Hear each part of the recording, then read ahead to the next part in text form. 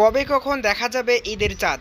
ভারতে এবং বাংলাদেশে কবে পালিত হবে ঈদ? জানুন বিস্তারিত ভিডিওটির মাধ্যমে। বিশ্বে প্রথম ঈদের তারিখ ঘোষণা করেছিল অস্ট্রেলিয়ায়। এবার ঈদ উল ফিতর কবে পালিত হবে সেটাও সর্বপ্রথম ঘোষণা করল অস্ট্রেলিয়ায়। শনিবার অর্থাৎ 29শে মার্চ অস্ট্রেলিয়ায় ফতোয়া কাউন্সিল ঈদের তারিখ ঘোষণা করেছে বলে জানিয়েছে একটি সংবাদ সংস্থা। জানা গিয়েছে আগামী সোমবার অর্থাৎ 31শে মার্চ অস্ট্রেলিয়া ঈদ উদযাপিত হবে। প্রসঙ্গত 29শে মার্চ চাঁদ উদিত হওয়ার সম্ভাবনা রয়েছে, কিন্তু সেটি খালি চোখে দেখা যাবে না, দেখা যাবে পরের দিন অর্থাৎ 30শে মার্চ সন্ধ্যায়।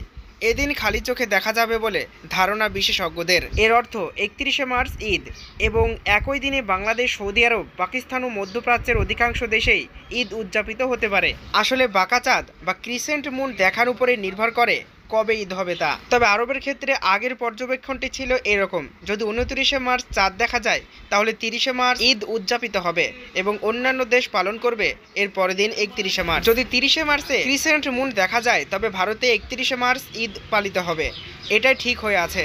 আর যদি সেটা না ঘটে, মানে যদি 30শে মার্চে চাঁদ না দেখা যায়, সেক্ষেত্রে ঈদ হবে 1 এপ্রিল।